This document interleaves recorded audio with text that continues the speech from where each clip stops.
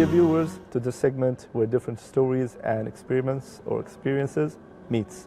Alhamdulillah, we are still with our wonderful guest, Sister Fatima and Brother Iskandar. And inshallah ta'ala, we came to know from the previous episodes that how they accepted Islam, what exactly happened with them, and Sister Fatima, her first experience and experiment in Ramadan, and alhamdulillah, how Allah Almighty helped her to fast for 30 days, by the will of Allah. Now, same question I would love to ask our brother Iskandar. Now, you accepted Islam. Of course, there are like prayers now connected with, the first time or the first day you take Shahada, you have to pray, you have to, go further with this. So let's talk about the prayer first, then we'll move to Ramadan.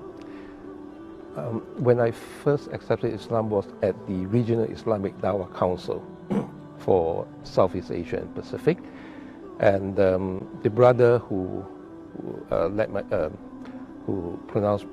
helped me pronounce my Shahada was Brother Mohammad. He himself is a revert from Australia, a very prominent scholar actually.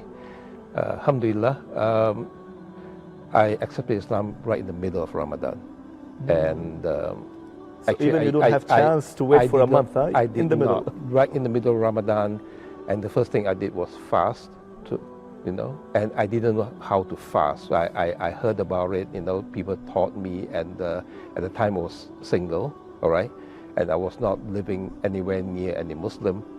So I thought I knew, but I started like everybody else started, and when the sun set, I thought maybe it would be better that the longer I fast, the better it becomes. You will get more reward. More reward, but of course, later on I knew it was a big mistake. Okay. But alhamdulillah, at that time, concerning prayer, all right, it took me some time. I think probably a couple of weeks, before I actually learned by myself. All right, because I was given some books, and there were no classes at the time. True. So I tried my very best to do it, and by yourself. By myself, okay. And of course made all the mistakes. And I used to have the photocopy the book and put it in the chart on the floor, and I'll be reciting, reading the Quran, true. The transliteration, and but alhamdulillah, eventually I caught up. People actually taught me. That's very important, and I would love to take this experience and advise myself and the viewers and everyone. There's a saying in Arabic that "Man kana mu'allimuhu kitabuhu," whose teacher is his book. "Kathura akhta'uhu wa qalla sawabuhu," means his mistakes will be too many, and his things that he's doing right is less. Because he is taking the book by itself as a teacher. So he's reading and he thinks that, okay, I understand this part and I'll do and apply it. And with a good intention, of course, everyone will do that. But I think in Islam, you have to have a teacher. You have to have someone to tell you how to do it and how not to do it. And that's obvious. Even this happened at the time of the companions. They read the Quran, and in the Quran, quickly I'll just share with you the story.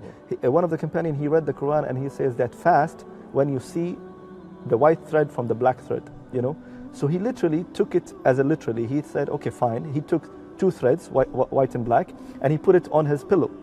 And he started eating and eating and eating. And he's seeing, and he cannot see anything because it's dark. And there's no lights at that time. He started eating until the sun rises, and it was in the middle. Okay, and then he was able to see the things. And then he went and he said, oh Prophet, I did this. So the Prophet started laughing. He said, no, this is not the thread that it means, the literal thread. It means the white string that you will see in the horizon. So the beginning of, Fajr, the beginning of the day, the dawn time. So I think it's very important for all of us and the viewers that, yes, read from the book, but keep a teacher that he will teach you more and more. Now, again, you learn by yourself, but alhamdulillah, the brothers at the same time, they are teaching you and telling you what to do, what not to do. I found a teacher, alhamdulillah. Alhamdulillah. Now, your first experience in Ramadan, now, as the sister said, mashallah, she never fasted in her life. You never fasted even for the diet, as you said, behind the camera, that, you never fast. But Allah made her, Allah helped her, supported her to fast 30 days. What about you? Never fasted in your life, and the first fast is like more than 12, 15 hours. Right. I had to fast the second half of Ramadan, right? And alhamdulillah, it was easy the first year. It was the second year that was difficult. After I accepted Islam, right? After 1 year, all right, Ramadan came. It was really difficult. I tried my very best, and I think it wasn't perfect. All right, it wasn't perfect. I felt ill, and so I had to break fast sometimes. Eventually, yes, very weak. It was very weak. True, yes, true. it I was very understand weak. that. Yes. Alhamdulillah. Now, quickly, inshallah ta'ala, how was your first Umrah? Now, again, Alhamdulillah, we're Muslims. We're going for Umrah. Going to Umrah, seeing Kaaba the first time in front of you, how was you feeling? It's indescribable.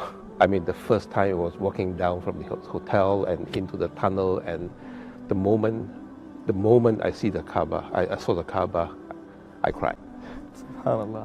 And I can still cry talking about that. Subhanallah. Subhanallah. So it was overwhelming. Yeah, it was overwhelming. Yeah, Subhanallah. Yeah. I completely understand that. And not a single person that I ask him this question, they will say that you cannot control your tears. Yeah. Similarly, sister, now you went for Umrah. First time looking at the Kaaba, being at that place that, different people and a Kaaba in front of you, how you felt? Well, it was a long time before I was able to go for my first Umrah. And it hadn't been but a few years ago that I went for my first time for Umrah. And it was with a group of dear sisters, and it was arranged by Thais that I was able to go. And very close sisters with me. And we were told, when you first see the Kaaba, make dua. Make dua for whatever you want. When I first saw the Kaaba, like Brother Iskandar said, it was overwhelming.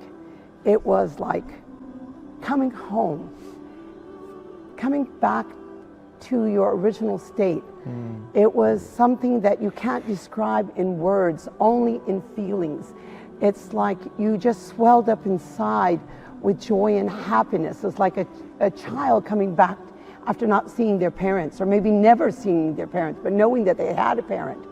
And calm and peace and a variety of positive emotions. Mashallah. And what was difficult was leaving. When we had left, we were supposed to meet in a coffee shop. I went in the morning, and it was around 10 o'clock, so there was no prayers, not too many people there. And I just sat there and looked and cried and was thinking about, okay, should I just run away and stay here, abscond and never leave here? I wanted to stay here, but I knew I had responsibilities. I had children, I had family back home, I had a job, but I didn't want to leave. MashaAllah. So, Jazakallah khair. Yani, that's a wonderful feeling, that seeing first time Kaaba, going there. I completely understand this feeling. While I'm talking to you, I'm having the feeling that I will go back. Yes. Now, Alhamdulillah, before ending the session or the episode, now, Alhamdulillah, you're living in Kuwait. Now, very important question. What is your favorite dish in Kuwait? No. Easy one to answer. Okay. Okay, you want me first? Yes, go ahead. Okay. Ladies first. Ladies first. One of my most favorite foods when I came to Kuwait, and until now it's my favorite, though I won't be eating it anymore anytime soon, is gemat. MashaAllah. In Ramadan. MashaAllah. It's a Ramadan food. Gemat, this is when you eat it. And this was my favorite sweet dish. Okay. There are so many different foods that I like. Another Ramadan food is tashrib. Though I didn't like it in the beginning, afterwards, now it's one of my favorite dishes. So now, tashrib. after the gemat and tashriba, you're cooking for your husband, obviously. And we would love to also tell the viewers that, mashallah, Sister Fatima and Brother Iskandar, they accepted Islam, of course, in two different places, but Islam brought them together, and now, mashallah, they're husband and wife.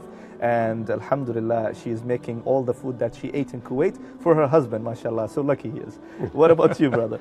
What's your favorite dish? Well, I don't know the names of the dishes. I mean, I know how to eat. I eat whatever she cooks, and we love to go to a Kuwaiti restaurant, and we went there, and there again, she orders, I eat, and I don't I don't remember the name. So mashallah, so you're a specialist and just to eat. Just to eat. That's wonderful. May Allah bless you and may Allah keep you all together and may Allah really Inshallah. unite all of us in Jannah.